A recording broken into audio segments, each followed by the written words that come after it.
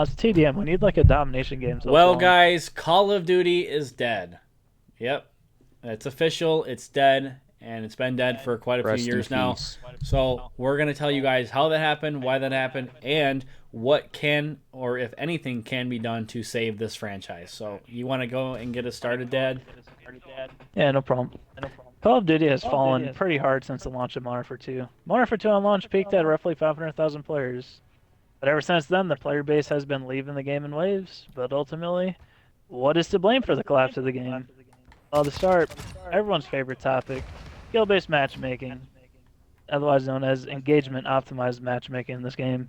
You know, the idea behind it is to pair players with similar skill against each other, but the system just doesn't work. In the old Call of Duties, it's based off internet connection. It's a mix of good, average, and bad players. And when you're playing the games, you got a sense of getting good by playing in the mixed match games. Now, playing Call of Duty with the SBMM, everyone feels the same, and you don't get a sense you are improving, but rather you remain the same since the matchmaking algorithm pairs you against players of only around the same skill, leaving the game a sweaty tryhard's wet dream. Next up, Infinity Ward, they're still stuck in the COVID times where Warzone reigned king because everyone was trapped at their house and they had nothing better to do than play video games, watch YouTube, and do nothing. But since lockdown ended, people are going back to work and school and they have less free time than they did during the pandemic. And why would you come home and play a game that just aggravates you after about 30 minutes of playtime? I can tell you I won't, and a majority of the players have the same mindset. Another valid reason for why players are leaving is Infinity Ward's mindset of not listening to player feedback and changing the game for the better. Like, the perk system they implemented in this game, nobody wanted a time release perk system. Out of all the perk iterations, this has got to be the worst one. You know, they should have went back to pick 10 or pick 13 or shit, even given the Call of Duty Ghosts perk system another shot. Or, you know what? Fuck it, just give us 4 perks instead. And regarding Dead Silence, it is a perk. And it needs to be a perk, and it doesn't need to be a field upgrade.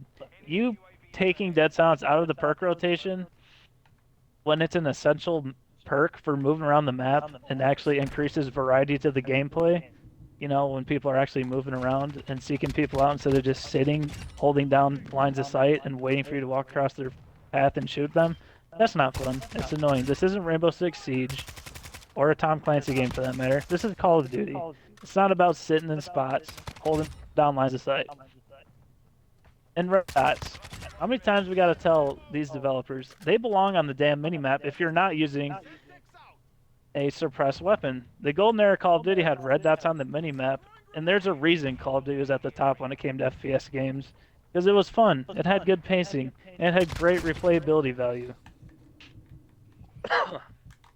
Another damning thing about MW2's demise is the fact there's nothing to work towards. There's no prestige system, and all the content that you get, it's sold through a battle pass, like every game these days, and you don't get a sense of improving at the game with the aggressive SBMM algorithm. Not to mention the kill streaks in this game, severely underwhelming, considering they get shot down so easily, and the fact of the matter is the UAV being the best kill streak due to the fact players don't have access to Ghost until roughly 3 minutes into the game, that's retarded. Call of Duty is based around awesome kill streaks, and the fact that when the UAV is the best kill streak, you know your game sucks.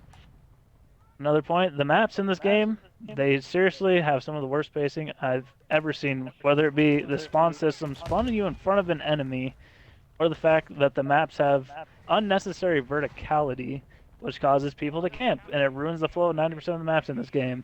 The only 2 maps that I deem are playable are Dome and Shoot House, since they're the only 3-lane maps, and they got good flow even when people camp and don't move around. Another point I got is the fact that the store is the only thing IW cares about, considering on average they release a bundle every day.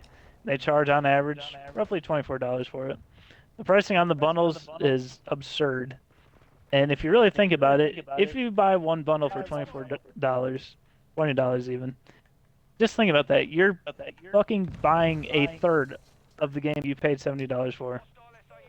And you know, if they would just take 40% of the effort they put into this store, they could actually make this game a decent game. But they're so obsessed with putting fucking soccer players in a milsim game not to mention Kevin Durant is coming in the Season 3 Reloaded update, so Whoopi, a fucking basketball player in a COD game. Awesome. Whoop-de-doo. Fuck. Overall, if your core gameplay is weak, then them putting the bundles is pointless in the game, because if they don't have the players there to buy the shit. And also, this is definitely true about this game. The little media that's implemented into this COD is the most apparent it's ever been out of the previous 4 Call of Duty games, considering there's over 20 pride flags, and the fact this is the first COD game with no nationality flags for an FPS game. This is a first-person shooter game. This isn't a liberal debate. Call of Duty is a milsim shooter with operators in this game from around the world, and the fact there's no nationality flags for you to actually express country pride, it's insulting.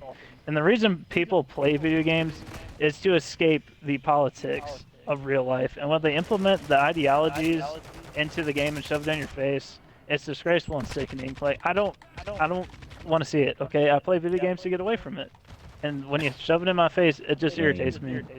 But overall, in my opinion, Call of Duty is going to continue to be mediocre unless some drastic changes are made. And this game is a great example of mediocrity, since the only reason they rebooted the Modern Warfare trilogy was to capitalize on nostalgia from the OG Modern Warfare trilogy.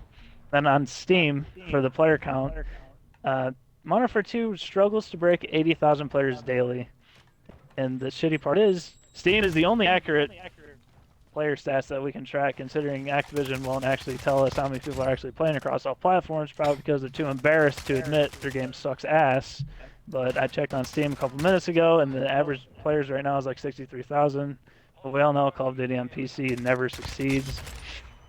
But, you know, if their numbers are around that, you know, the console player counts are probably around that area. It might be a little higher, maybe 100K tops, even that. But, you know, Call of Duty is, it's just continuing down this dark trail, and it's, you know, in my honest opinion, it's over. Rest in peace. What do you have to say about the topic? Yeah, absolutely. Call of Duty, this has been my favorite game of my entire life, and I've been a gamer since before I could even remember to talk. I started off Call of Duty Final Fronts, or whatever it was called on PS2, and I've been hooked ever since. And I think we can all agree the golden era spanned from 2007 with COD 4, and going through Black Ops 2, and ultimately the golden era ended with Ghosts. Which, you know, that's a separate debate that we can have on, you know, the legacy of Ghosts, and I'm not going to get into that in this specific video.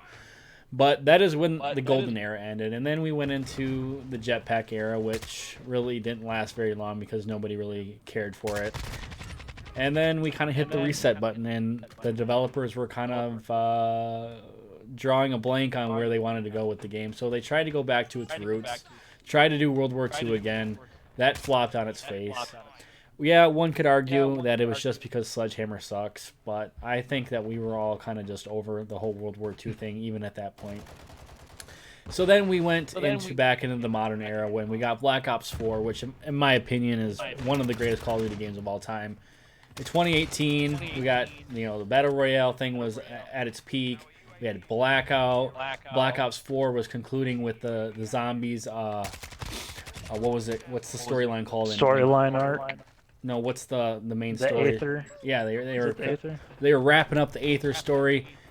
It was like an all-time high for Treyarch, and the series looked like it was on an uphill tick. And I myself was very optimistic about the future of Call of Duty, and I was more optimistic and at that point than I had been in many, many years. And then not even a year later, we hit the reset button again, and it was like going from Black Ops 2 to Ghosts all over again. Except this time, it wasn't the golden era that ended, it was the series that ended. The series died with Call of Duty Modern Warfare 2019. Because that game is so far off from what Call of Duty is. The engine is terrible. It just feels like a completely different game. And every year since then, they've been milking it. And we've gotten essentially the same game for 4 years in a row with just a different name. And I have no interest in it. I have no interest in another Infinity Ward Call of Duty. I have no interest in another Sledgehammer Call of Duty. Both of these developers need to go. We've got to go back to fun, fast-paced, 3-lane, small maps, arcade shooter. No more of this Battlefield crap. No more of this Rainbow Six Siege, Tom Clancy bullcrap. It's got to end. We've got to go back to what made Call of Duty great in the first place, which is everything we've already described. We've got to have fun kill streaks. We've got to have small maps. Good We've got to kill have streaks. good perks, pro perks, everything that we've talked about. They've got to go back and they've got to bring back all these core elements. And we need the return of the king, Treyarch.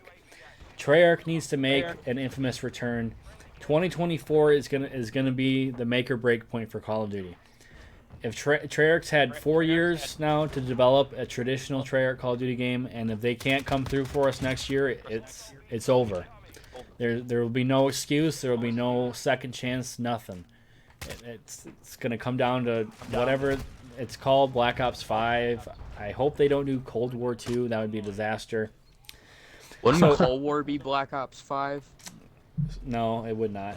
No, just call it Cold War. So that's really it, guys. This is it for Call of Duty. We're at a make or break moment, and unfortunately, next year is going to be all or nothing. And if it flops again, there's no coming back. Because I can already tell you, I'm not buying another Infinity Ward game or a Sledgehammer game, no matter what.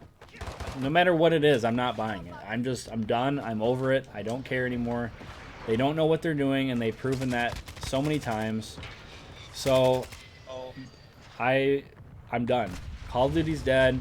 I'm not buying it anymore, except for next year. And if next year flops, I'm not buying it again ever, no matter who makes it. So, that's really it, guys. Call of Duty's dead. I don't know if it could ever come back. Let us know in the comments below what you guys think. Do you agree with our analysis? What do you think needs to be done to save this game? And we'll see you guys all in the next video. Don't forget to subscribe.